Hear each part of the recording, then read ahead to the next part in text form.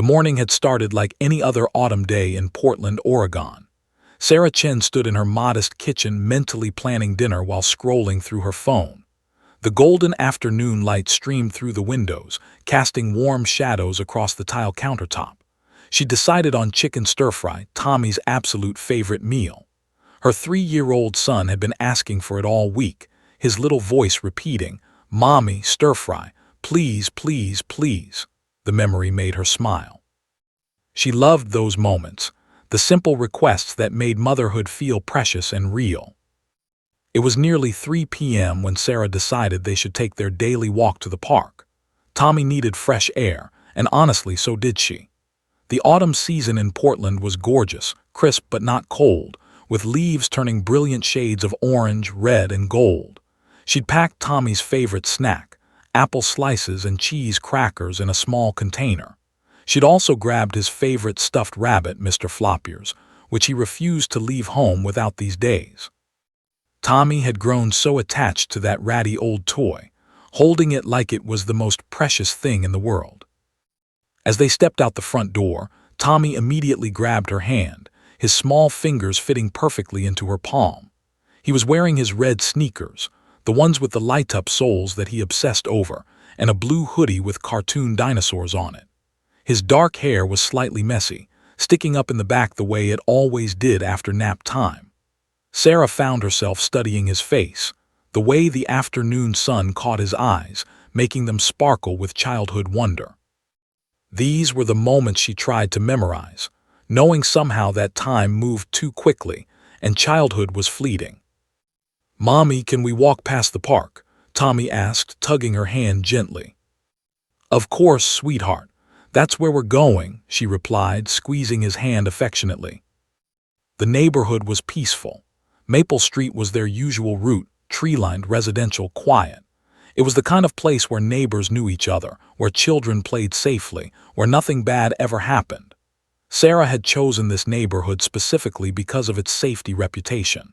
When she and David were looking at houses, they'd walked this street at different times of day, checking for traffic patterns, evaluating visibility, ensuring it was the right environment to raise their son.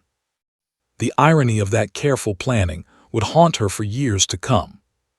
Tommy skipped ahead of her, his red sneakers bouncing with each step, the light-up soles flashing with every impact against the sidewalk.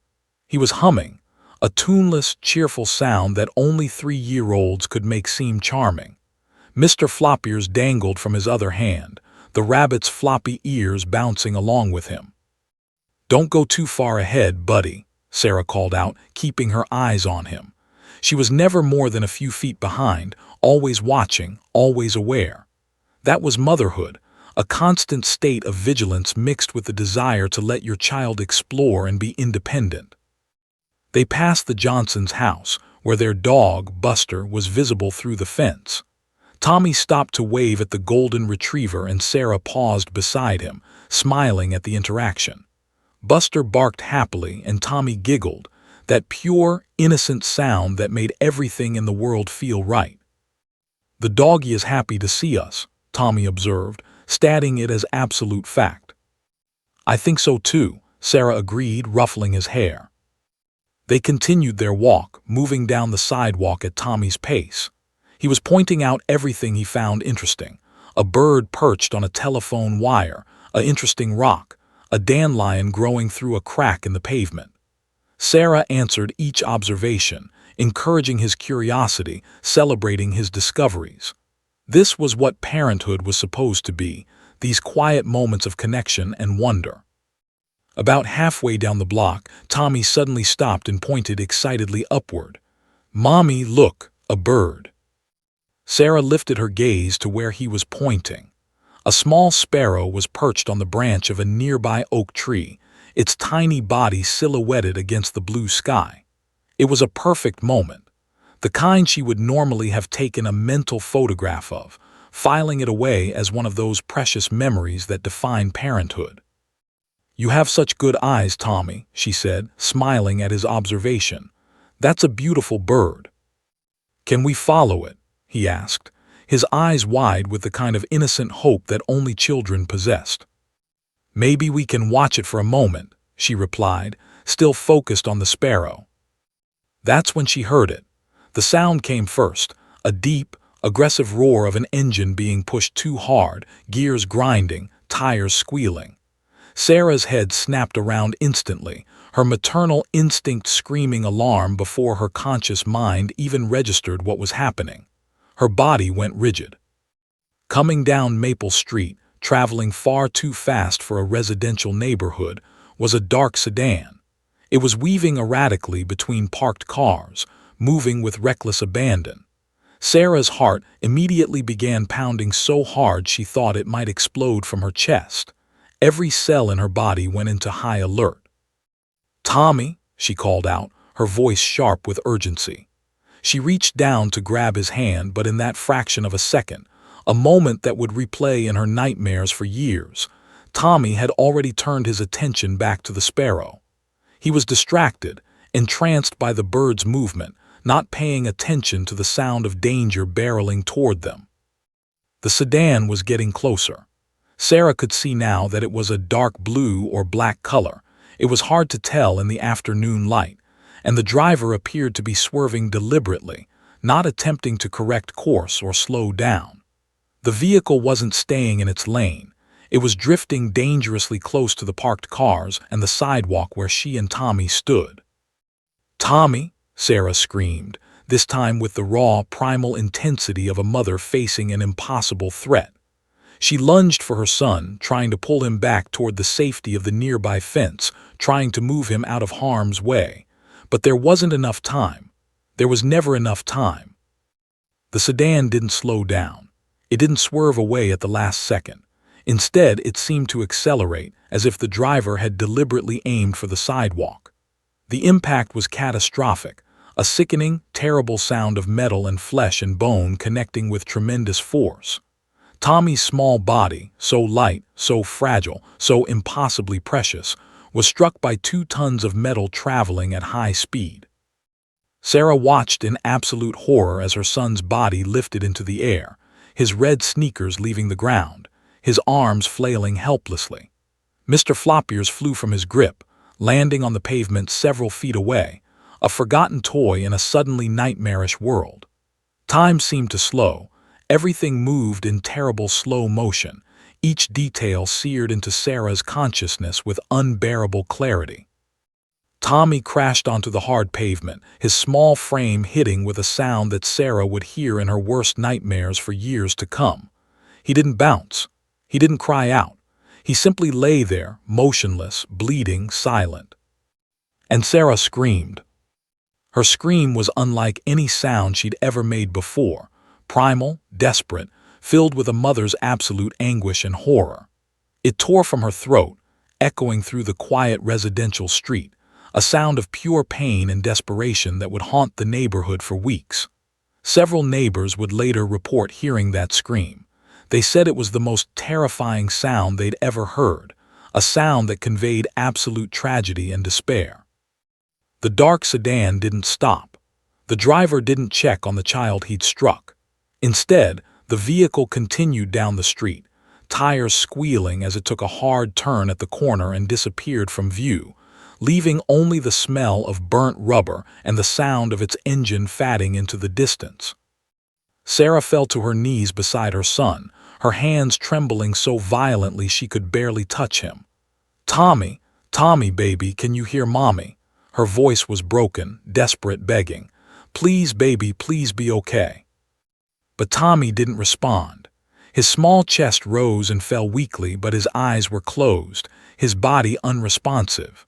Blood pooled beneath his head on the cold, unforgiving pavement. And that's when everything changed forever.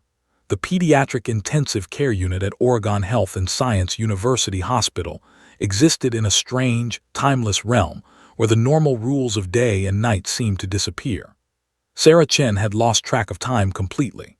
She couldn't remember the last time she'd showered, the last time she'd changed clothes, or the last time she'd eaten anything more substantial than the cold coffee that sat perpetually on the small table beside her uncomfortable chair.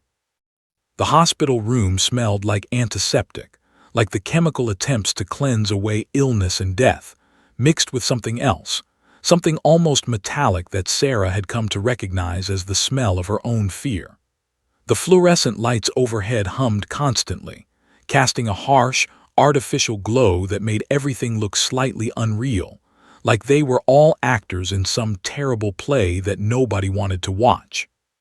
Tommy lay in the pediatric bed, a bed designed specifically for small children, but even that seemed too large for her son's tiny, broken body. His right arm was in a cast. His left leg was elevated in traction. A thick bandage covered the right side of his head, and beneath it, Sarah knew from the doctors, his 3-year-old brain was severely bruised. Tubes ran from his nose, his mouth, his arms, and other places that made Sarah's heart clench every time she looked at them. He was connected to so many machines that sometimes she couldn't see her son at all. Just wires, tubes, monitors, and the relentless beeping that had become the soundtrack to her new nightmare. The heart monitor beeped rhythmically, a steady sound that Sarah had learned to take as a sign that her son was still alive. She'd learned to recognize the beeping patterns, the normal rhythm that meant everything was stable. But occasionally, the rhythm would change, would accelerate, would become frantic, and Sarah would jolt upright in her chair, her own heart pounding, terrified that she was about to lose her son.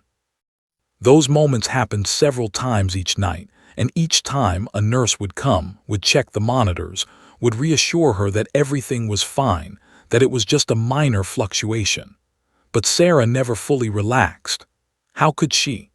Her son was lying in a hospital bed after being hit by a car, and nobody could guarantee her he would be okay. David sat in the other chair, a matching uncomfortable plastic chair with thin padding that did nothing to ease the strain of spending 18 hours a day sitting in it. Her husband looked like a ghost of himself. He'd lost weight, his clothes hanging loosely on his frame. Dark circles had appeared under his eyes, so pronounced they looked like bruises. He hadn't shaved in days, his normally neat appearance replaced by a haunted, desperate look that Sarah recognized, because she saw the same expression when she caught glimpses of herself in the hospital bathroom mirror. They took shifts, though shifts had become a meaningless concept. David would try to go home occasionally, shower, change clothes, maybe sleep for a few hours in their bed, a bed that felt empty and wrong without Tommy in the house. But he never stayed away for long. Sarah had barely left the hospital at all. She'd gone home once, for maybe 6 hours, and the experience had been so emotionally devastating that she'd rushed back, desperate to be near her son, terrified that something would happen the moment she wasn't there to witness it. The neurologist, Dr. Patricia Morrison, had given them the prognosis on the second day after the accident. She was a woman in her late 50s, with gray streaking her dark hair and kind eyes that couldn't quite hide the clinical assessment happening behind them. She'd sat down beside Sarah and David in the small family consultation room, a room that smelled like stale coffee and contained tissues because people cried in this room, regularly and desperately. The CT scans show extensive bruising on Tommy's brain, Dr. Morrison had explained, her voice gentle but clinical. We're seeing swelling in multiple areas. There's also internal bleeding, though it appears to be controlled. He has fractures to his right arm, his left tibia, and 3 ribs. His spleen was ruptured, and we had to perform emergency surgery to repair it. Sarah had listened to these words like they were happening to someone else, like she was watching a scene in a movie rather than living her own reality. What does this mean? David had asked, his voice hoarse and desperate. Will he recover? Dr. Morrison had paused, that terrible medical pause where the doctor chooses their words carefully, trying to balance honesty with hope. We won't know the full extent of any permanent neurological damage until he wakes up. Children's brains are remarkably resilient, and that's in our favor. But the severity of this injury, she trailed off, letting the implication hang in the air. We're taking it one day at a time. Right now, we're focused on reducing the swelling, preventing infection, and supporting his vital functions. One day at a time. That had become Sarah's mantra. She couldn't think about the future, couldn't contemplate the what-ifs that threatened to destroy her sanity. She could only exist in the present moment, in this fluorescent-lit room, listening to machines beep. The waiting had been agonizing. 19 days. 19 days of Tommy lying unconscious, his small chest rising and falling mechanically, his body responding to the machines that were keeping him alive but not bringing him back to awareness. 19 days of Sarah holding her son's hand, stroking his hair carefully around the bandages, whispering to him, begging him to come back to her. "Come on, baby," she would whisper during the endless nights when the hospital felt like a tomb. "Come back to Mommy. I need you so much. Please, Tommy, please come back." She'd read to him from his favorite books, the stories about the very hungry caterpillar and the night kitchen, books she'd read 1,000 times before, books that suddenly felt unbearably precious. She'd sung to him, her voice breaking on the lullabies she'd sung since he was a newborn. She told him stories about the park, about Buster the dog, about the family vacation they'd planned for Christmas. She'd bargained with God, with the universe, with anyone or anything that might listen. "If you bring my son back," she'd promised silently, "I'll be a better mother. I'll be more patient. I'll appreciate every single moment. Just please, please bring him back." The nurses had been kind, uniformly kind in that professional way that suggested they'd done this many times before, comforted many desperate parents in this same room. There was one nurse, Marcus, who seemed to understand the desperate need for human connection in this sterile environment. He would sit with Sarah sometimes, bring her decent coffee instead of the hospital sludge, and just listen while she talked about Tommy. He never tried to offer false reassurance or toxic positivity. He just listened, and somehow that was exactly what Sarah needed. On the night of day 18, Sarah had finally broken completely. David was at home, and she was alone with Tommy in the darkness, just the two of them and the machines. She'd held her son's small hand and sobbed, not quietly, but with the kind of desperate, gasping sobs that came from the deepest parts of her being. She'd cried for the injustice of it all, for the reckless driver who'd stolen her son's innocence and safety, for the life she'd thought they would have that now seemed impossibly far away. "I'm sorry," she'd whispered to her unconscious son. "I'm so sorry, Tommy. I should have protected you better. I should have seen it coming. I should have." But she couldn't finish. The guilt was suffocating, the weight of it crushing her beneath its relentless pressure. And then, on the morning of day 19, something miraculous happened. Sarah had fallen asleep in her chair, her head tilted at an uncomfortable angle, her hand still holding Tommy's. She'd been dreaming about nothing in particular when something, a sound, a change in the machine's rhythm, a mother's intuition, jolted her awake. Tommy's eyes were opening. It happened slowly, his eyelids flickering, fluttering, as if he was struggling against tremendous weight. Sarah's heart nearly stopped. She pressed the call button, her hand shaking so violently she could barely keep it steady. "Tommy," she whispered, leaning close to her son's face. "Baby, can you hear Mommy?" His eyes opened fully, confused, unfocused, frightened. They didn't seem to see her. They seemed to see nothing at all, just blank, terrified awareness of consciousness returning to a body that hurt everywhere. Within seconds, nurses were there, then doctors. They performed tests, shined lights in his eyes, checked his vital signs. Tommy began to cry, a weak, pitiful sound that somehow broke Sarah's heart more than his silence had. But he was awake, he was alive, he was back. Yet as she watched the confusion and fear in his eyes, watched him search her face without recognition, Sarah realized that the real struggle was just beginning. Detective Sarah Williamson sat at her desk in the Portland Police Department's Major Crimes Unit, staring at the hit-and-run case file with the kind of intensity that suggested she could solve it through sheer force of will. The folder was thin, pathetically thin for a case of this magnitude. Inside were witness statements that amounted to almost nothing, grainy traffic camera footage that showed only blurred images, and forensic reports that said the evidence was inconclusive. It had been 3 weeks since Tommy Chen was struck by that dark sedan, 3 weeks of dead ends and dwindling leads, and Williamson could feel the case slipping away from her like sand through her fingers. Williamson had been a detective for 12 years.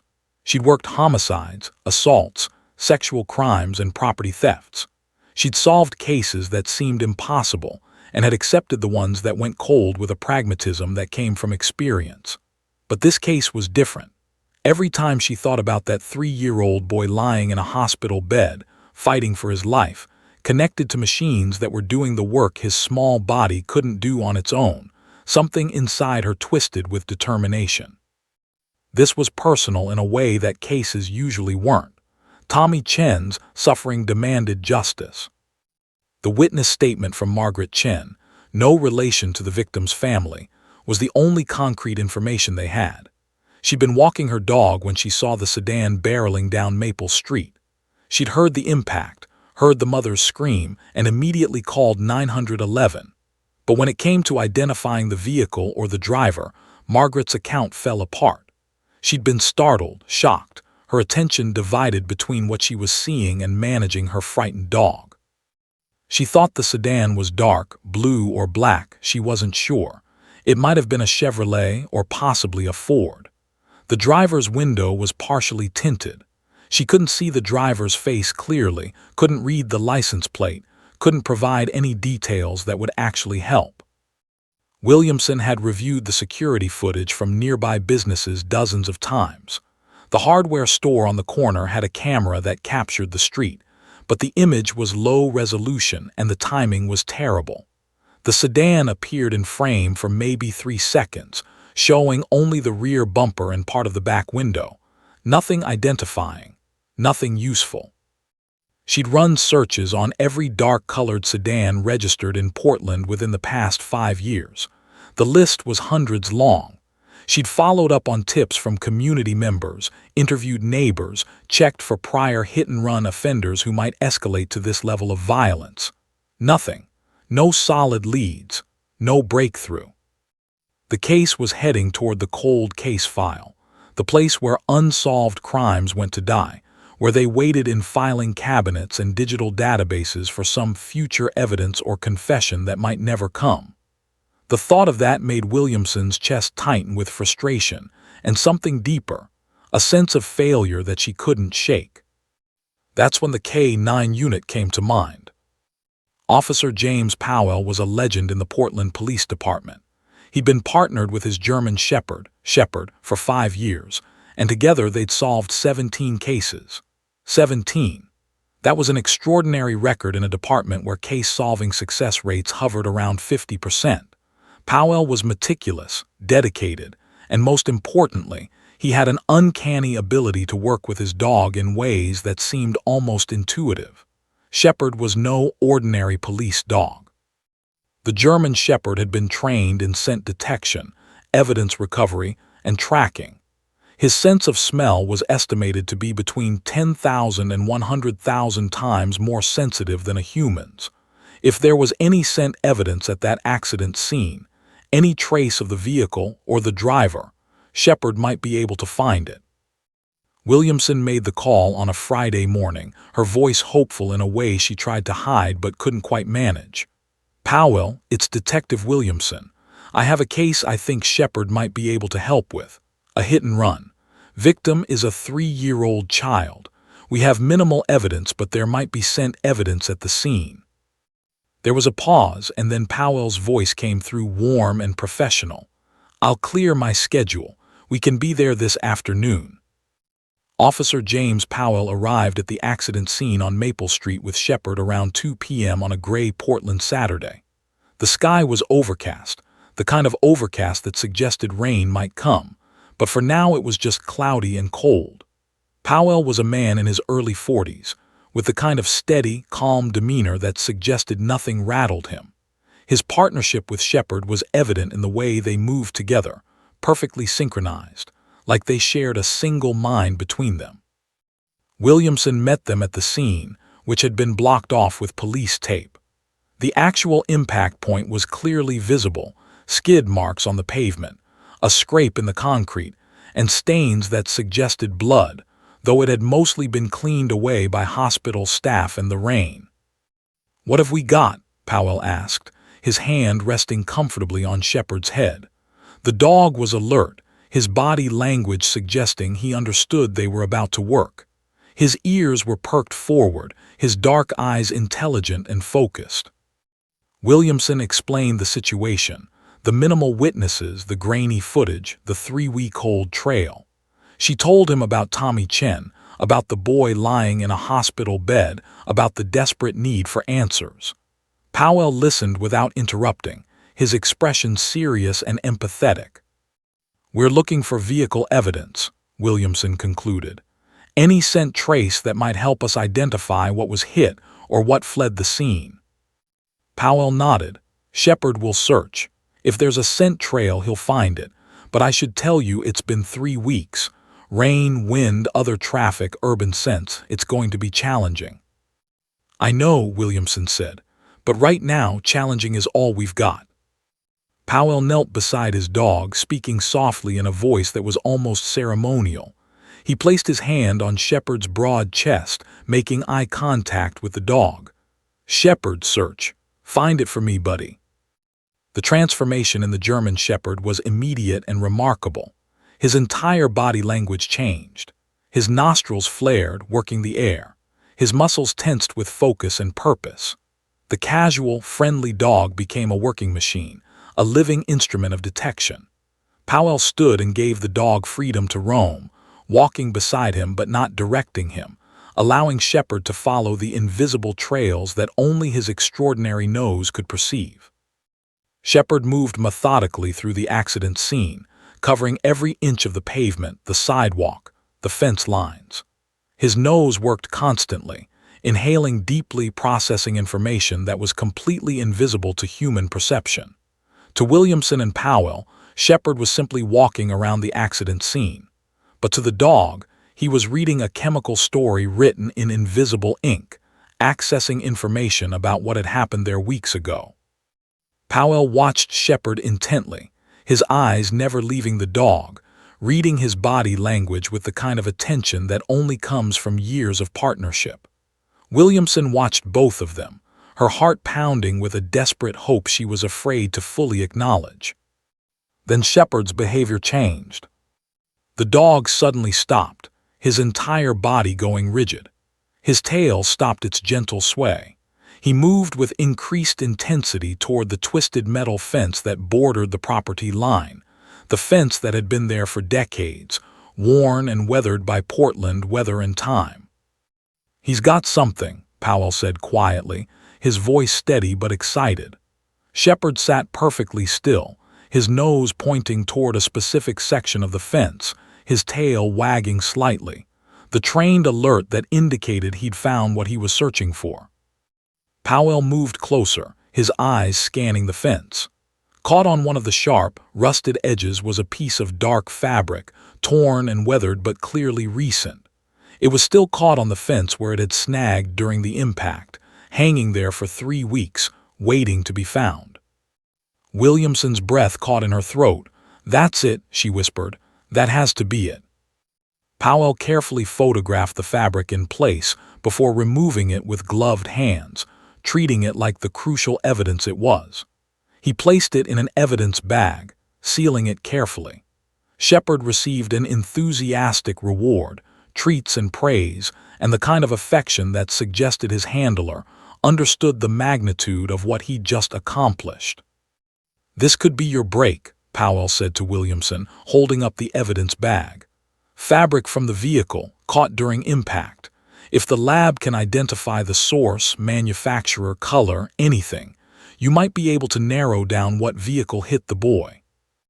Williamson felt tears pricking her eyes, tears of relief, hope, and gratitude. "Thank you," she said to both Powell and Shepard. "Thank you so much." Powell smiled, running his hand over Shepard's head. "Thanks, Shepard. He's the one who found it. I just follow where he leads." As Williamson drove the evidence to the forensic lab, she felt something shift inside her. The case wasn't closed, but it was no longer completely dark. There was light now, a thread to follow. Shepard had given them a fighting chance, A real, tangible piece of evidence that might lead them to the driver who'd nearly killed a 3-year-old boy. And somehow, in that gray Portland afternoon, with a piece of torn fabric in an evidence bag, hope began to bloom. The forensic laboratory at the Portland Police Department was a sterile, climate-controlled space filled with microscopes, spectrometers, and computer equipment that looked like it belonged in a science fiction film. Dr. Raymond Chen, no relation to the victim's family, was the lead forensic analyst, a meticulous man in his early 50s who'd been analyzing evidence for over 20 years. He approached every case with the same methodical precision, treating each fiber, each paint particle, each chemical compound like it was the most important evidence in the world. When Detective Williamson delivered the fabric sample on Saturday afternoon, Dr. Chen had examined it immediately, understanding the urgency. The fabric was dark blue, synthetic material, torn and weathered but structurally intact enough to be useful. Under the microscope, Dr. Chen could see fibers, could observe the weave pattern, could assess the material composition. But what truly interested him was what he found adhering to the fabric's surface. Paint particles. Automotive paint particles, to be specific. Microscopic flakes of paint that had transferred from the vehicle during the violent impact. Dr. Chen carefully isolated these particles, running them through the spectrometer, analyzing their chemical composition, their pigmentation, their manufacturing characteristics. By Sunday morning, he had preliminary results. By Sunday afternoon, he had confirmation. The paint came from a 2019 Chevrolet Impala, dark blue metallic, manufactured in General Motors' Detroit facility. The specific pigmentation indicated it was from vehicles produced between January 2019 and June 2019. The paint was standard OEM, original equipment manufacturer, meaning it came directly from the factory, not from an aftermarket repair shop. Dr. Chen called Detective Williamson with the news, his voice clinical but carrying undertones of satisfaction. "You're looking for a 2019 Chevrolet Impala, dark blue metallic. The fabric is consistent with automotive trim material, possibly from a bumper cover or door panel based on the wear pattern.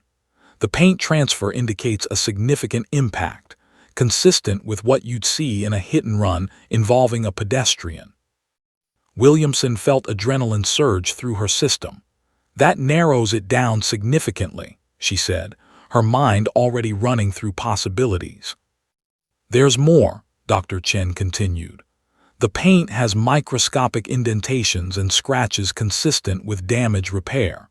Whoever owns this vehicle likely had it professionally repaired after the impact, or attempted to repair it themselves.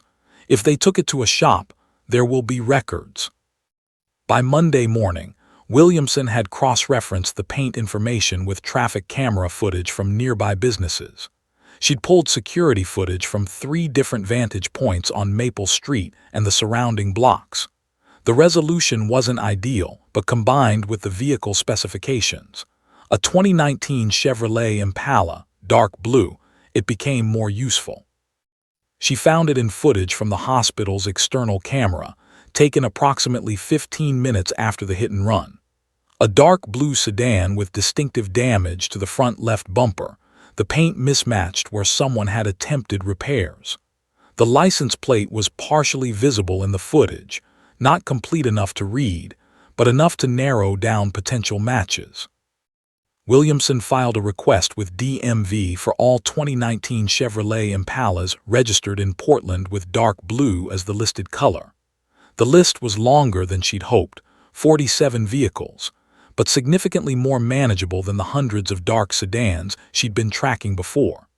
She began running background checks on the registered owners, looking for traffic violations, prior incidents, anything that might indicate a pattern of reckless driving. One name kept appearing in her searches with increasing frequency: Michael Bartlett, age 38, a contractor based in Portland. His driving record was terrible: 7 traffic violations in the past 5 years, 2 DUI arrests, though one had been reduced, multiple speeding citations, 2 complaints of reckless driving from other motorists. His vehicle registration showed a 2019 Chevrolet Impala, dark blue. When Williamson pulled his address, she discovered he lived exactly 6 blocks from the accident scene on Maple Street. 6 blocks. He could have driven there in under 5 minutes. Williamson's heart was pounding as she cross-referenced the hospital security footage with Bartlett's address location. The timeline worked. The vehicle matched. The reckless driving history matched. But she needed something more concrete, something that would hold up in court. She needed to see that vehicle. She obtained a search warrant early Tuesday morning, presenting her evidence to Judge Patricia Morrison, no relation to the hospital neurologist. The judge reviewed the forensic analysis, the paint particle evidence, the vehicle registration, the traffic camera footage, and the pattern of reckless driving. The warrant was granted. When Williamson and Officer David Torres arrived at Michael Bartlett's house on Tuesday at 10 a.m., the contractor was at work at a job site across town. That was fortunate. It meant they could conduct the search without confrontation. Bartlett's 2019 Chevrolet Impala sat in his driveway, looking almost ordinary except for one crucial detail. The left front bumper showed obvious damage, hastily repaired with mismatched paint that was slightly different in shade and finish from the original factory paint. Williamson's hands trembled slightly as she photographed the vehicle from multiple angles. The damage pattern matched what they'd seen in the hospital security footage. The repair work was crude, suggesting someone had attempted to fix it themselves rather than taking it to a professional shop. There were paint chips around the damaged area, and forensic technicians collected samples that would later be compared against the particles found on the fabric. Inside the vehicle, they found more evidence. Fibers on the steering wheel matched the synthetic material of the fabric found at the accident scene. There was a small amount of dried blood on the interior of the bumper area, blood that would later be identified as Tommy Chen's. There was even a small piece of the child's clothing caught in the door mechanism, evidence of the violence of the impact. By the time Michael Bartlett arrived at the police station for questioning Tuesday evening, Williamson had enough evidence to charge him.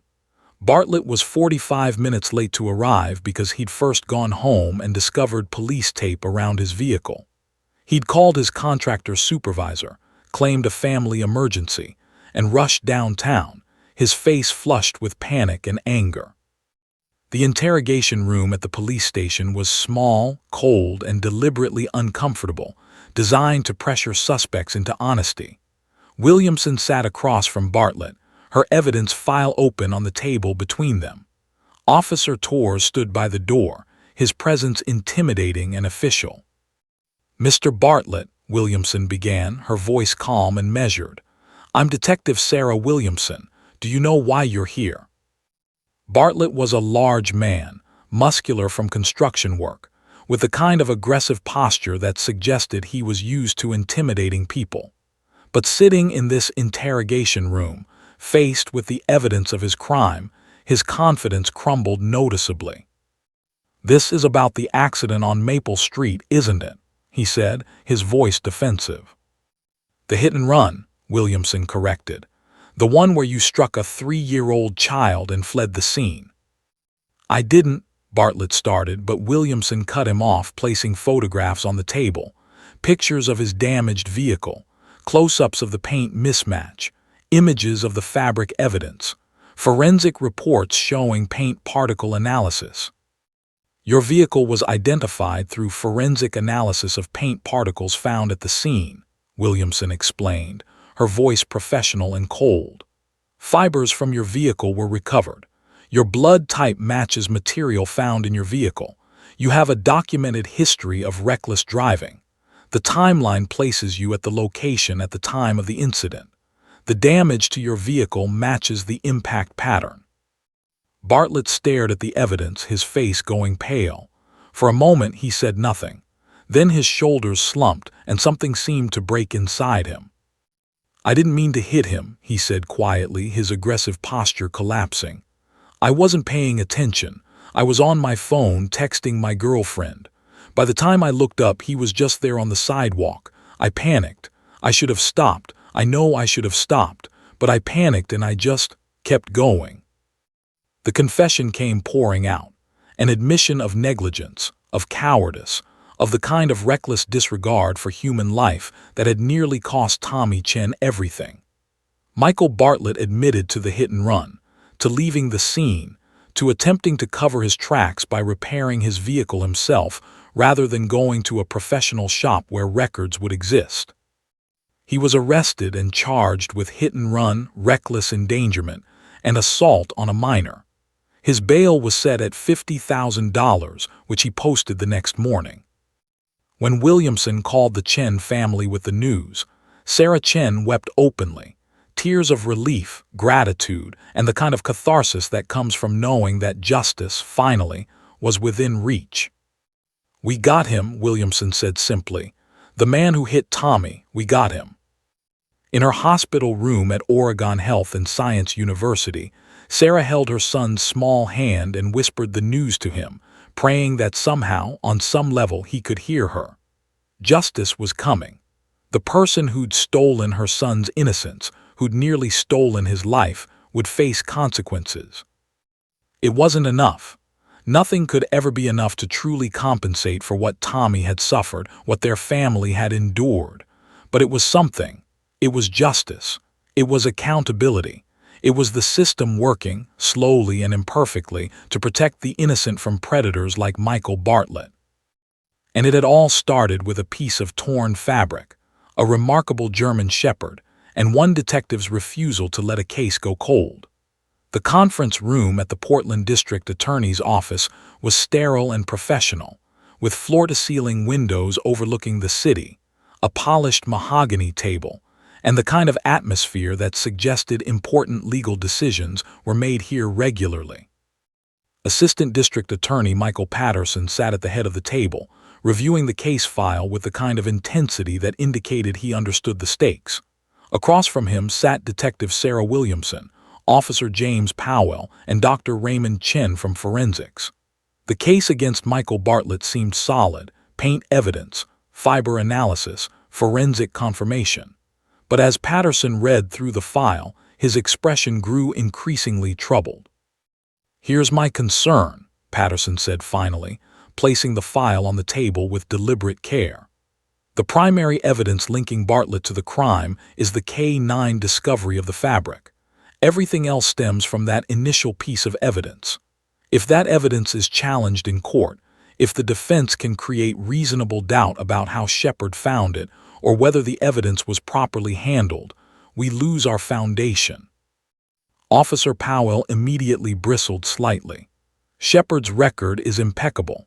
He's certified, trained, and has solved 17 cases without a single challenge to his reliability." "I understand," Patterson said, his tone empathetic but firm. "But your 17 previous cases didn't involve a defendant with resources to hire an aggressive defense attorney. Michael Bartlett has money. He posted bail in less than 24 hours. His contractor business was successful. He can afford the best legal representation in the state." As if on cue, the door opened and Richard Hayes entered the room, not for a pleasant conversation, but because he'd been invited as part of the discovery process. Hayes was a tall man in his early 60s, with silver hair, an expensive suit, and the kind of confident bearing that came from winning difficult cases. He was one of Portland's most notorious defense attorneys, known for aggressive tactics and an uncanny ability to create reasonable doubt even in seemingly ironclad cases. Hayes carried his own file and settled himself at the table with the casualness of someone who'd done this 100 times before. "Gentlemen, Ms. Williamson," he said, nodding to each of them. "I've reviewed your discovery materials. I have significant concerns about the evidentiary chain." "Of course you do," Patterson said dryly. "What specifically concerns you?" Hayes opened his file and pulled out the forensic report, stabbing it with his finger. "The K9 evidence. You're basing your entire case on the assumption that this dog led you to fabric that came from my client's vehicle. But here's what I see. A dog that may or may not have been properly trained, led by an officer who has a vested interest in finding evidence, discovering a piece of fabric in a high-traffic area where dozens of vehicles pass daily. The fabric could have come from anywhere. It could be weeks old, months old. The paint particles could have been transferred from any number of sources. The blood evidence, he paused dramatically, could have been planted, contaminated, or could belong to someone else entirely. The blood matches Tommy Chen's DNA profile, Dr. Chen said defensively. Does it? Hayes asked, raising an eyebrow. Or does it match one of thousands of people with similar genetic markers? DNA evidence is far less definitive than the public believes, particularly with trace samples that might be contaminated or degraded. Williamson felt her frustration rising. This man was deliberately twisting evidence, creating narratives that didn't match the facts, and he was doing it with the kind of smooth confidence that suggested juries found him persuasive. Here's my real concern, Hayes continued, his voice almost conversational. Observer bias. Officer Powell has a dog that he's trained extensively. That dog is his partner, his professional identity, his pride and joy. When the detective here asks him to find evidence, there's an inherent bias, whether conscious or unconscious, toward finding what they're looking for. Dogs are incredibly sensitive to their handler's body language, tone, and expectations. It's well documented in behavioral science literature. Officer Powell may have, entirely without realizing it, signaled to his dog where he wanted him to find evidence. The dog, trained to please his handler, obliged. That's not how Shepard works, Officer Powell said, his voice tight with controlled anger. Can you prove it? Hayes asked, not unkindly. Can you prove that you didn't, through some unconscious gesture or shift in your body language, signal to your dog to alert at that specific location? Can you prove that the fabric was genuinely discovered by the dog's olfactory detection, rather than your expectation that evidence would be found there? The room fell silent. Patterson's expression made clear he understood the implications. This was a legitimate legal strategy, one that could undermine the entire case despite the overwhelming physical evidence. This is going to be a battle, Patterson said, closing his file. A battle we can win, but it's not the guaranteed victory we thought we had. Meanwhile, in the Chen family's modest home on the east side of Portland, Sarah and David faced a different kind of battle. Tommy had now been home from the hospital for 4 weeks, and while his physical injuries were healing, his emotional and neurological recovery was proving far more complicated than anyone had anticipated. Tommy didn't speak clearly anymore. Before the accident, he'd been a chatterbox, a typical 3-year-old with an endless stream of observations, questions, and declarations. Now his speech was fragmented, halting, often incomprehensible. When he did manage to form words, they came slowly, with obvious difficulty, as if his brain was struggling to connect to his mouth. The speech therapist, Dr. Linda Martinez, had explained that Tommy's injuries had affected the language centers of his brain. With children, we see remarkable neuroplasticity, Dr. Martinez had said, her voice gentle. But the injury was significant. Speech recovery will be slow and may require extensive therapy. Slow, the word haunted Sarah. How slow? Months? Years? Would Tommy ever speak normally again? Would he ever be the bright, articulate child he'd been before the accident? Beyond the speech difficulties, Tommy had developed severe anxiety. He flinched at loud noises. He had nightmares that woke him screaming in the middle of the night. He clung to Sarah constantly, terrified of separation. When cars drove past their house, he would freeze, his entire body going rigid with fear. The trauma of being struck by a vehicle had embedded itself in his nervous system in ways that seemed impossible to heal. The prosecutor's office had called, requesting that Tommy testify at trial. The request had sent Sarah into a panic. The idea of putting her vulnerable, traumatized son on the stand, having him relive the worst moment of his life, having him be cross-examined by an aggressive defense attorney, It seemed cruel and impossible. "He's not ready," Sarah had told Patterson over the phone, her voice shaking with emotion. "He can barely speak. He has nightmares every night. He's terrified of cars. How can you expect him to testify?" "I understand your concerns," Patterson had replied carefully, "but his testimony could be crucial. A jury will be moved by hearing directly from the victim about the impact of this crime. The jury needs to understand what your son experienced." David and Sarah had argued about it for days. David believed they should fight to keep Tommy off the stand, that protecting their son was more important than prosecuting the man who'd hit him.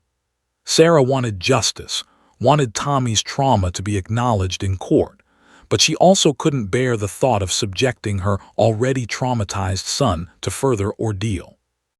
"What if it makes things worse?" Sarah had asked one night, tears streaming down her face. "What if testifying re-traumatizes him? What if it sets back his recovery? What if not testifying means he walks free?" David had countered, his own voice breaking. "What if the jury doesn't convict because they don't understand what happened, and that man gets to drive around Portland, endangering other children?" They decided to consult with a child psychologist, Dr. Rebecca Foster, who specialized in trauma in young children. Dr. Foster had met with Tommy, had assessed his psychological state, and had given them her professional opinion. "Tommy is experiencing significant PTSD symptoms," Dr. Foster had explained. "He's had a major life trauma and his brain is still processing that trauma. Testifying could potentially be therapeutic if done correctly. It could help him regain a sense of agency and control. But it could also be re-traumatizing, depending on how he's questioned and how he processes the experience. The risk is real." In the end, they decided to allow Tommy to testify, but with significant protections in place. They would request special accommodations from the judge, allowing Tommy to have a support person nearby, permitting breaks if he became too distressed, limiting cross-examination to appropriate questions for a 4-year-old child. It wasn't a perfect solution, but it felt like the best they could do under impossible circumstances. Meanwhile, Officer James Powell found himself in a difficult position. The dog he loved, the partner he trusted completely, was now being portrayed in discovery materials as potentially unreliable, as a tool that could be manipulated by human bias. The suggestion that he might have unconsciously signaled Shepard to alert at the fabric location gnawed at him. Could he have? Powell reviewed his body camera footage from the search, watching himself and Shepard methodically covering the accident scene. He analyzed his own movements, his hand positions, his vocal tone. Had there been an unconscious signal? Had Shepard responded to something other than genuine scent detection? The more Powell watched, the more he questioned himself. And that self-doubt was exactly what Richard Hayes had intended to plant. By creating the possibility of observer bias, even without solid evidence of it, Hayes had undermined Powell's confidence in his own work. "He found the evidence," Powell said to himself while reviewing the footage for the 20th time. "I know he found it. Shepard is a good dog. He's a remarkable dog. He found that fabric because his nose detected the scent, not because I unconsciously signaled him." But doubt, once planted, was difficult to eradicate. And in the weeks leading up to trial, Officer James Powell struggled with the uncertainty that Richard Hayes had introduced into his mind. Uncertainty about his partnership with Shepard, about the evidence that had seemed so solid, about whether justice would ultimately prevail, or whether a skilled defense attorney could create enough reasonable doubt to let a man walk free despite overwhelming evidence of his guilt. The case that had seemed so clear-cut, so definitively solved, was becoming complicated and uncertain, and the trial date was approaching rapidly. The Multnomah County Courthouse was a grand building of stone and authority, the kind of structure designed to inspire respect and reverence for the legal system. The courtroom itself was wood-paneled and imposing, with high ceilings and the kind of formal atmosphere that made people instinctively lower their voices. On the morning of November 15th, the courtroom was packed with media representatives, community members curious about the high-profile hit-and-run case, and journalists who'd been covering Tommy Chen's story since the accident occurred. Michael Bartlett sat at the defense table in an expensive suit, his hair neatly trimmed, his appearance carefully curated to present the image of a respectable businessman rather than a man who'd struck a child and fled the scene. His attorney, Richard Hayes, sat beside him with the relaxed confidence of someone who'd won similar cases before. At the prosecution table, Assistant District Attorney Michael Patterson reviewed his notes, his expression serious and focused. Judge Harold Mitchell presided, a man in his late 60s with silver hair and a reputation for running a tight courtroom. He'd been a judge for 23 years and understood the complexities of evidence presentation and jury psychology. He'd already ruled on numerous motions in advance of trial, and some of his rulings had favored the defense, particularly regarding the admissibility of certain K-9 evidence. The jury selection process had taken 2 full days. Richard Hayes had been strategic in his questioning, identifying jurors who seemed skeptical of K-9 evidence, who had experienced their own interactions with police that made them distrustful, who seemed predisposed to believe that evidence could be contaminated or planted.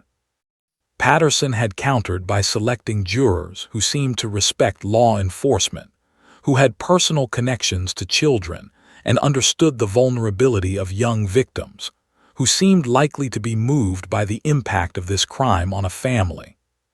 The jury that finally sat in the box consisted of 12 people and 2 alternates, a mixture of ages, backgrounds, and professions. There was a retired teacher, a software engineer, a nurse, a store manager, a construction worker, a retired police officer, an accountant, a social worker, and others. Some looked sympathetic to the prosecution's case. Others seemed more guarded, their expressions neutral in a way that suggested they would need to be convinced. Patterson opened with a powerful statement. He described the day of the accident in vivid detail, Sarah Chen's joy at the afternoon walk, Tommy's innocent excitement about seeing a bird, the sudden violent intrusion of a reckless driver.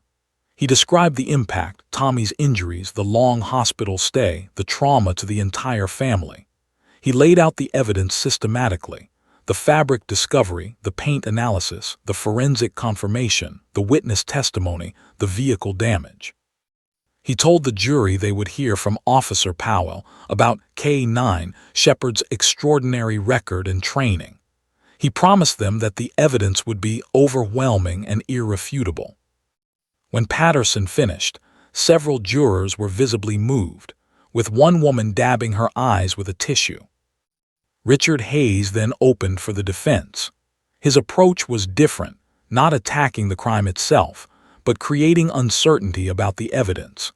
He spoke eloquently about the presumption of innocence, about the burden of proof resting on the prosecution, about the dangers of rushing to judgment based on circumstantial evidence and the testimony of a dog.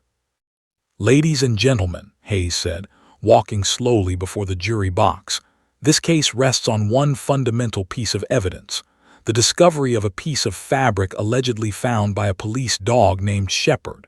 But think about this carefully. How do we know this fabric truly came from my client's vehicle? How do we know the dog actually found it through scent detection, rather than through unconscious signals from his handler? And even if the fabric came from some dark blue vehicle, how many dark blue Chevrolet Impalas exist in Portland? Dozens, hundreds.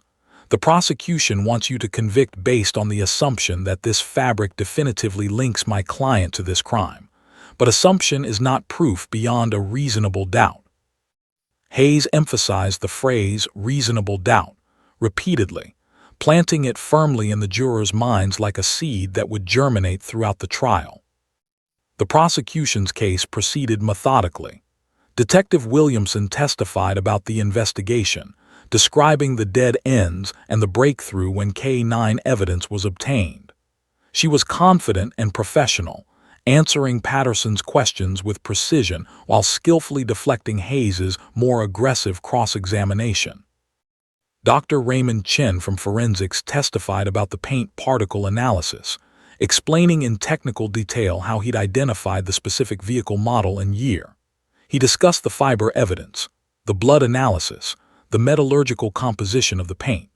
His testimony was scientifically sound and largely undisputed, though Hayes managed to plant seeds of doubt by asking questions like, is it possible that paint particles could transfer to fabric through means other than vehicular impact? Couldn't someone have deliberately placed these paint particles on the fabric? Dr. Chen had to acknowledge that theoretically, such a scenario was possible, though highly unlikely.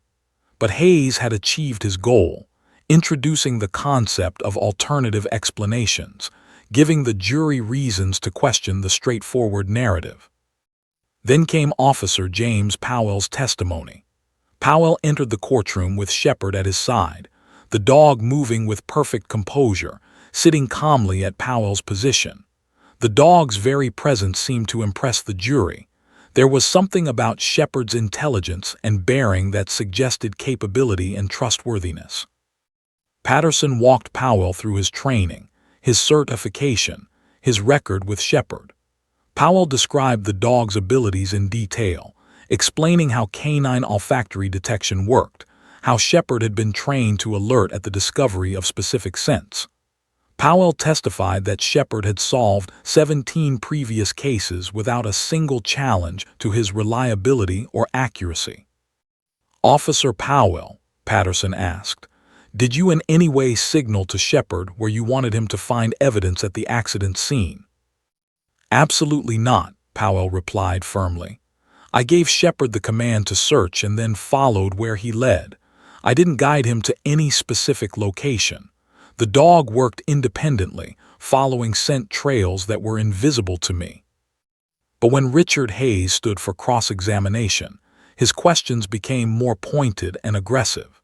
He pulled out research papers on observer bias in K9 handlers, studies suggesting that dogs could be unconsciously influenced by their handlers' expectations and body language.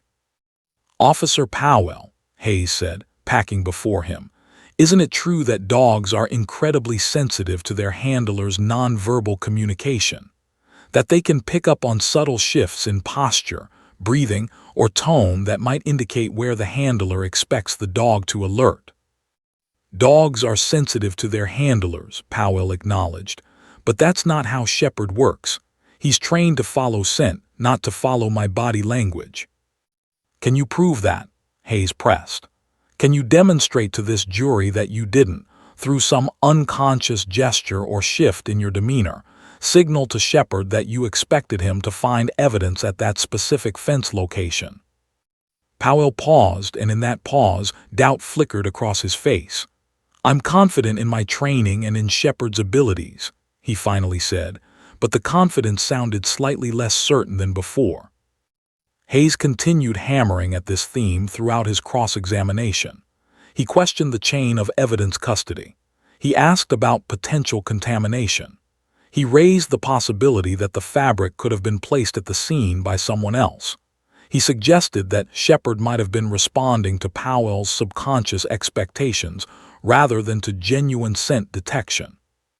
By the time Powell stepped down from the witness stand, Hayes had accomplished exactly what he'd intended. He'd created reasonable doubt in the minds of several jurors about the K9 evidence that formed the foundation of the prosecution's case.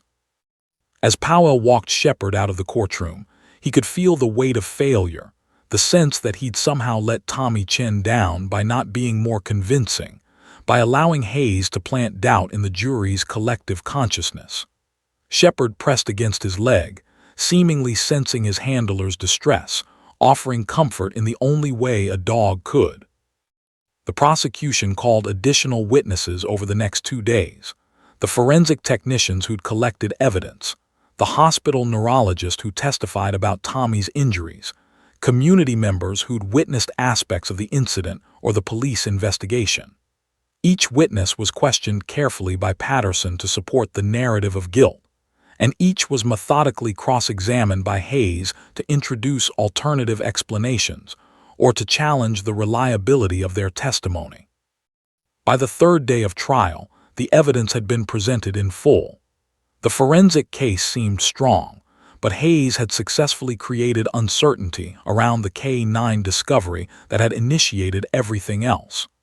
The jury's expressions suggested they were torn between the compelling physical evidence and the reasonable doubt that Hayes had systematically introduced. The prosecution and defense would present their closing arguments the next day, and then the jury would retire to deliberate, carrying with them all the doubt, all the questions, and all the uncertainty that a skillful defense attorney could manufacture around what should have been a straightforward case of hit and run. Justice, it seemed, was far more complicated than physical evidence alone could achieve. The morning of closing arguments arrived with gray Portland skis and the kind of atmospheric heaviness that seemed to mirror the emotional weight filling the courtroom. Sarah Chen sat in the gallery with David, her hands clasped so tightly together that her knuckles had turned white. Tommy sat beside her, small and fragile in a navy blazer that David had purchased specifically for the trial. The boy was visibly anxious, his leg bouncing rhythmically, his fingers fidgeting with the hem of his jacket. He understood on some level that today was important, though he couldn't fully comprehend why. Assistant District Attorney Michael Patterson stood before the jury with the kind of controlled intensity that suggested he understood the stakes. His closing argument was powerful and methodical. He walked the jury through the evidence systematically, building a narrative of guilt that seemed impossible to deny. He discussed the paint particles, the fiber evidence, the blood analysis, the damage to Bartlett's vehicle, the timeline that placed him at the scene. He acknowledged the defense's arguments about K9 evidence, but countered them with solid science and common sense. "Ladies and gentlemen," Patterson said, his voice resonating through the courtroom, "the defense wants you to believe that all of this evidence, the paint, the fibers, the blood, the vehicle damage, all of it is somehow coincidental, somehow contaminated, somehow unreliable. But at what point does coincidence become certainty? At what point does a pattern of evidence so overwhelming that reasonable doubt becomes unreasonable doubt? The evidence in this case doesn't point to multiple possibilities.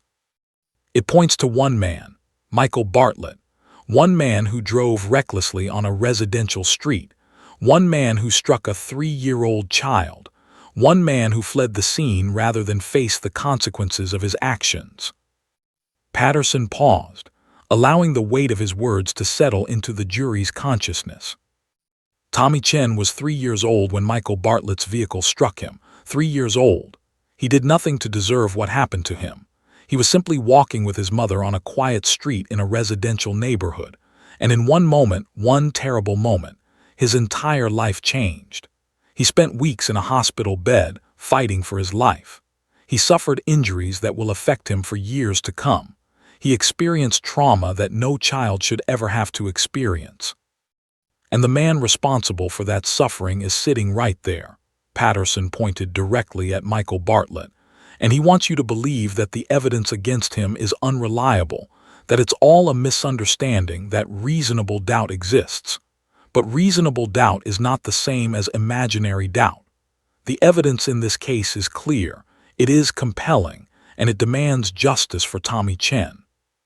When Patterson finished, several jurors were visibly moved, their expressions suggesting they were leaning toward conviction. But then Richard Hayes stood, and his closing argument was a masterclass in creating reasonable doubt. Hayes didn't attack the evidence directly. Instead, he acknowledged it, accepted much of it as factual, and then wove a narrative around it that suggested alternative explanations. He spoke about the unreliability of K9 evidence, about the documented cases of innocent people convicted based on handler bias and unconscious signals. He suggested that the fabric could have come from any number of sources, that paint particles could have been transferred in ways other than vehicular impact, that blood evidence could be contaminated or degraded. "My learned colleague on the prosecution," Hayes said, his voice smooth and persuasive, asks you to reject reasonable doubt in the name of justice for Tommy Chen. But that's not how our legal system works. Our system is built on the foundation that it is better to let a guilty man walk free than to convict an innocent man. Reasonable doubt exists in this case, significant, meaningful, reasonable doubt. And that doubt, ladies and gentlemen, must result in acquittal. Hayes was brilliant in his manipulation of emotion. He acknowledged the tragedy of Tommy's injury, expressed sympathy for the Chen family's suffering, but then carefully separated that sympathy from the question of guilt. He suggested that the jury's emotional response to Tommy's suffering was clouding their ability to objectively evaluate the evidence.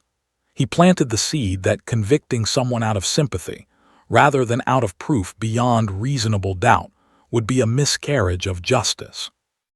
By the time Hayes finished, several jurors who'd been leaning toward conviction looked less certain. The defense had achieved exactly what it intended: transformation of clear evidence into questions, of certainty into doubt.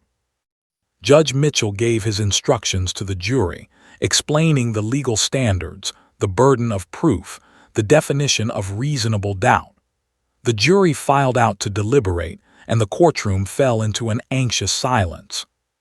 Sarah and David waited in the hallway outside the courtroom with their attorney and victim advocate, a woman named Margaret who worked for the district attorney's office. They waited and waited and waited. Hours passed. Lunch came and went. Afternoon shifted toward evening. At 4:30 p.m., the jury sent word that they were deadlocked and would resume deliberations the next morning. Sarah felt her heart sink. A deadlocked jury meant a mistrial, meant the possibility that Michael Bartlett would walk free, meant that all of this, all of Tommy's suffering, all of their family's trauma, all of the investigation and evidence, might result in no justice at all. That night, Sarah couldn't sleep. She lay in bed beside David, both of them staring at the ceiling, both of them lost in their own thoughts about what a mistrial would mean. She thought about Tommy, about the fact that the man who'd nearly killed him might never face real consequences. She thought about other children, about the possibility that Michael Bartlett might continue driving recklessly, might continue endangering lives. The next morning, the jury resumed deliberations. They would deliberate for another 6 hours, sending periodic notes to the judge indicating they remained deadlocked on certain points. The defense and prosecution both sensed that the jury was struggling, that some jurors believed in guilt while others held steadfast to reasonable doubt. At 1:45 p.m., Judge Mitchell decided to give the jury an Allen charge, a special instruction designed to encourage a deadlocked jury to continue deliberating in an effort to reach unanimity. The jury was sent back out with instructions to reconsider their positions and to continue attempting to reach agreement. By 3:00 p.m., the jury sent word that they had a verdict. The courtroom filled immediately. Word had spread among the media representatives and community members that a verdict was imminent.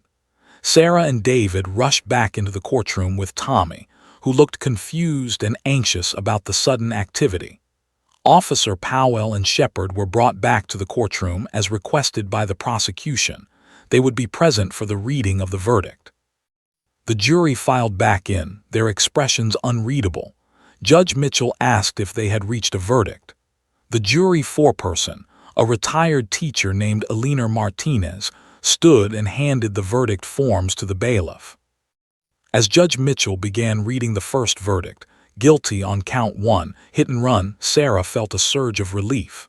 But there were more counts, more verdicts to be read. And then, as the judge announced guilty on count 2, reckless endangerment, and guilty on count 3, assault on a minor, the reality began to settle in. They had won. The jury, despite all of Hayes's careful manipulation, despite all the reasonable doubt he'd planted, had ultimately decided that the evidence was overwhelming enough to convict beyond a reasonable doubt. But Tommy, sitting beside Sarah, seemed oblivious to the verdict being read. The boy was restless, anxious, his attention drawn toward Officer Powell and Shepard, who stood near the bailiff's station. Shepard had sensed the emotional intensity in the courtroom and was alert, his intelligent eyes scanning the room. And then something extraordinary happened. Tommy's eyes locked onto Shepard's. The boy's entire body went rigid. His restless movement stopped completely. His eyes widened, fixating on the dog with an intensity that suggested something profound was happening in his mind. Recognition flickered across Tommy's face.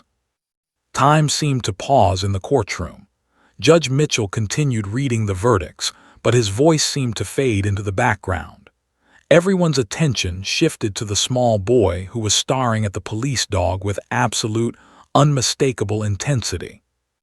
Tommy raised his finger, pointing directly at Shepard. His lips parted. His body trembled with emotion.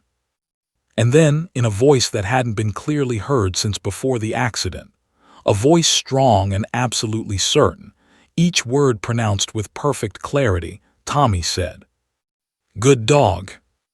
The courtroom erupted in silence, the kind of profound, electric silence that held more power than any sound could have generated. Several jurors gasped. One woman covered her mouth, tears streaming down her face. Sarah Chen's scream of joy mixed with sobs. She collapsed into David's arms, both of them crying. The judge leaned forward, visibly shaken by the moment unfolding before him. Even Michael Bartlett's confident expression crumbled into panic as he witnessed the profound emotional impact of Tommy's two words. In that single moment, something magical had occurred.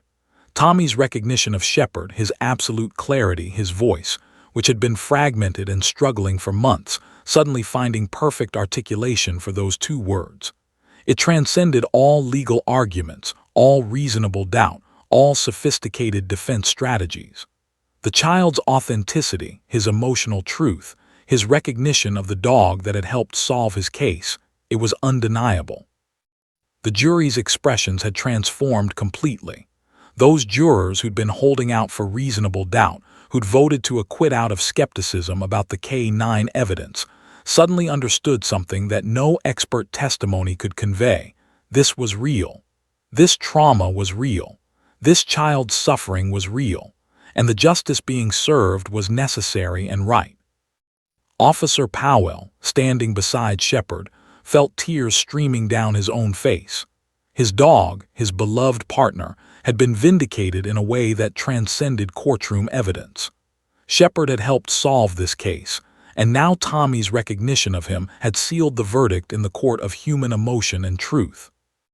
The jury returned to deliberate after Tommy's extraordinary moment, but everyone in the courtroom knew the verdict was already decided. What Tommy had said, those two simple words spoken with absolute clarity, had changed everything. The remaining deliberations lasted less than 2 hours. When the jury returned, they were unified in their decision, guilty on all counts. Judge Harold Mitchell sentenced Michael Bartlett to 4 years in the Oregon Department of Corrections, with an additional 5 years of supervised release following his imprisonment. He ordered Bartlett to pay restitution to the Chen family in the amount of $250,000 to cover medical expenses, ongoing therapy, and damages for pain and suffering. As the judge's gavel came down, sealing the verdict, Sarah Chen collapsed into David's arms, both of them sobbing with a mixture of relief, vindication, and cathartic release. Outside the courthouse, on the steps overlooking downtown Portland, chaos erupted. News cameras swarmed, journalists called out questions, photographers snapped pictures. Officer James Powell immediately moved to shield the Chen family, creating a protective barrier between them and the media frenzy. He guided them toward a side exit, his hand on Sarah's back, his other hand holding Shepard's leash. The German Shepherd moved with dignified purpose, seemingly understanding that his job was to protect this family that had been through so much. In the parking lot, away from the immediate crush of media, Sarah turned to Officer Powell with tears streaming down her face. She embraced him, unable to speak, her gratitude too profound for words. She then knelt beside Shepard and wrapped her arms around the dog's neck, pressing her face against his fur. "Thank you," she whispered to the dog. "Thank you, Shepherd. You saved my son's life twice." Tommy, still holding David's hand, looked up at Shepherd with wonder. The dog approached the boy gently, lowering his head so Tommy could reach him. The boy's small hand touched Shepherd's head, his fingers running through the dog's fur with a tenderness that suggested some deep emotional connection between the child and the animal that had helped bring justice to his case. "Good dog," Tommy said again, his voice still perfect, still clear, still filled with absolute certainty. The months following the trial were transformative for the Chen family, though not in the way anyone might have expected. Tommy's speech didn't magically return to normal after that courtroom moment.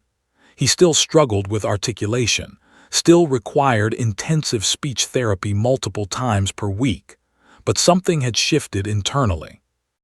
The moment in the courtroom when he'd recognized Shepherd and spoken those two perfect words seemed to have ignited something in his brain, a recognition that he could communicate, that his voice mattered, that clarity was possible.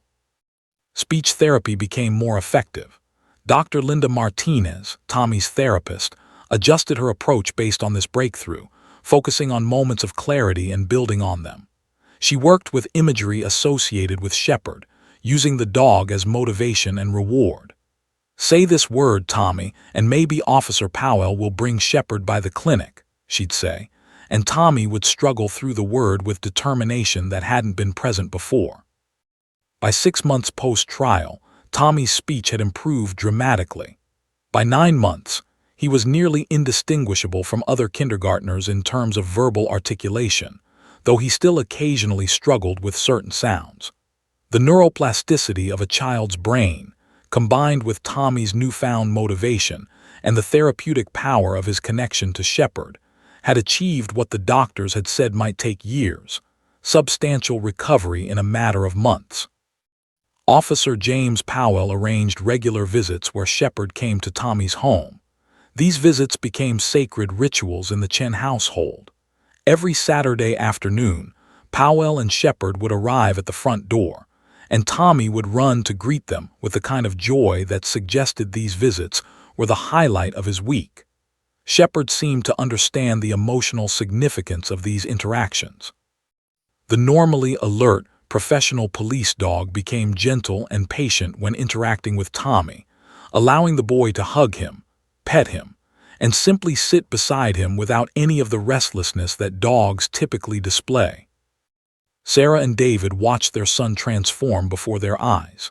The anxiety that had gripped Tommy since the accident, the way he'd flinch at loud noises, the way he'd panic when cars drove past, gradually began to diminish. Shepherd's presence seemed to provide a kind of reassurance that no medication or therapy could match. Here was a dog, a powerful animal, who'd been involved in the very event that had traumatized Tommy, yet who represented not danger but safety, not threat but comfort. A month after the trial, Officer Powell was invited to speak at a law enforcement training conference in Seattle about K-9 evidence and its role in criminal investigations. He'd been asked to discuss the hit-and-run case, the investigation, and Shepherd's remarkable ability to locate crucial evidence. Powell had hesitated at first, uncertain about discussing an ongoing case, but after consulting with the district attorney's office, he agreed to present. His presentation became one of the most talked-about sessions at the conference. Powell discussed the investigation methodically, presented the forensic evidence, explained Shepherd's training and capabilities. But what truly captivated the audience was when Powell showed the courtroom footage, the moment when Tommy had pointed at Shepherd and said those two words that had changed everything. There wasn't a dry eye in the room. Police officers, people trained in objectivity and professional distance, were openly weeping. The power of that moment, a traumatized child recognizing the dog that had helped solve his case, speaking with perfect clarity in a moment of profound emotional truth, transcended the technical details of evidence and procedure. It illustrated something deeper, the profound connection between humans and animals, the healing power of that connection, and the way that genuine truth could cut through even the most skillful legal maneuvering. Powell's presentation became a template for other law enforcement agencies interested in improving their K-9 programs and understanding the psychological impact of crime on victims and their families. Universities began reaching out, asking him to speak to criminal justice students. A documentary filmmaker contacted him about creating a film about the case. Powell found himself becoming an unexpected advocate for K-9 evidence, but more importantly, for trauma-informed approaches to law enforcement and victim support. The Portland Police Department, inspired by Officer Powell's passion and the success of Shepard as both an investigative tool and a healing presence, decided to expand its K-9 therapy dog program. They allocated budget for additional dogs, additional training, and additional handlers. Shepard became the flagship ambassador for the program, the face of the initiative that would bring police dogs into hospital rooms, therapy sessions, and community centers to help trauma survivors heal. Officer Powell was promoted to head of the newly expanded K-9 unit, a position that allowed him to shape the future of police dog work in Portland. He developed training protocols that emphasized not just investigative skills, but also emotional intelligence and the ability to provide comfort to vulnerable populations. Shepard became a certified therapy dog in addition to his law enforcement work. His schedule split between police investigations and therapeutic interventions. Meanwhile, the Chen family's life continued to normalize in ways that seemed miraculous just months earlier. Tommy started kindergarten, made friends, played in the park without the crippling anxiety that had gripped him since the accident. He still had occasional nightmares, still sometimes flinched at unexpected loud noises, but these responses diminished with time and continued therapy. Sarah and David decided to channel their trauma into advocacy. They became vocal supporters of pedestrian safety initiatives in Portland, working with City Council to increase traffic calming measures in residential neighborhoods. They spoke at community forums about the need for harsher penalties for reckless driving. They established a scholarship fund in Tommy's name for children recovering from traumatic injuries, funding therapy and medical care for families who couldn't afford it otherwise. 1 year after the trial, the Chen family was invited to a special ceremony at the Portland Police Department. The department was dedicating its new K-9 therapy center, and Shepard was being officially recognized for his role in solving the hit-and-run case and for his ongoing work helping trauma survivors. The ceremony was held in a large community room with media representatives, community members, police department officials, and the Chen family in attendance. Chief Patricia Morrison, no relation to the hospital neurologist or the judge, presented Officer Powell and Shepard with a commendation for their exceptional work. She spoke about the case, about the investigation, about the remarkable moment in the courtroom when Tommy's recognition of Shepard had changed everything. She emphasized how Shepard represented not just investigative excellence, but also the profound healing potential of human-animal bonds. When it came time for Tommy to speak, a request from the police department, with his parents' permission, the 5-year-old boy approached the podium with David beside him for support. Tommy looked out at the gathered crowd, his small frame barely visible above the podium's edge, but his voice was clear and confident. "Shepard is a good dog," Tommy began, his words careful but articulate. "Shepard helped the police find the bad man. Shepard helped make me feel safe again. I love Shepard. Shepard is my friend." The simplicity of his words, the clarity of his voice, the authenticity of his emotion, it all combined to create a moment of pure power. There wasn't a person in that room who wasn't moved by Tommy's testimony. This child, who'd nearly been killed just 2 years earlier, who'd lost his voice and struggled to communicate, was now standing before a crowd and speaking with eloquence about the dog that had helped save his life. Officer Powell, standing beside Shepard, felt tears streaming down his face. His dog pressed against his leg, seeming to understand the emotional significance of the moment. This was why they did this work, not for commendations or recognition, though those were nice, but for moments like this, for the knowledge that they'd made a genuine difference in a child's life, that they'd brought justice to a victim, that they'd helped heal a family shattered by violence. The years that followed continued to bring healing and growth. Tommy grew up with Shepard as a constant presence in his life, not as a memory of trauma, but as a symbol of resilience, recovery, and the profound connection between humans and animals. He and Officer Powell remained close, visiting the police department regularly, attending K-9 unit events, and serving as ambassadors for the therapy dog program.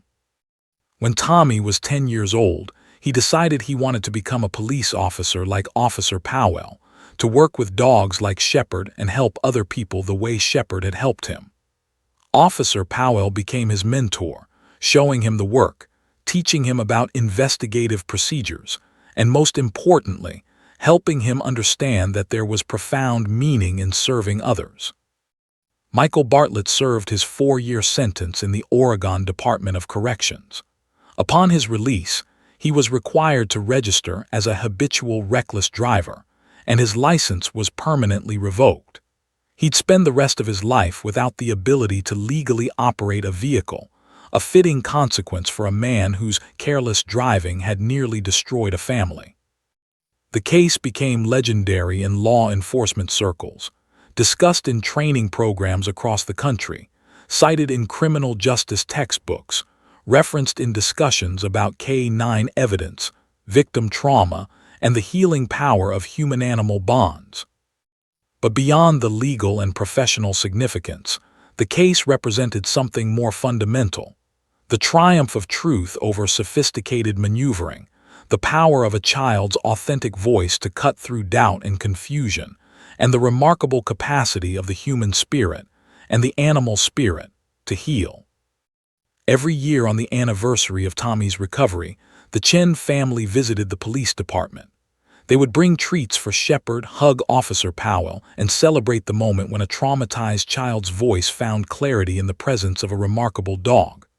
Tommy would tell the story of that moment in the courtroom, of how Shepard had saved him, of how 2 simple words, "good dog," had changed his entire life.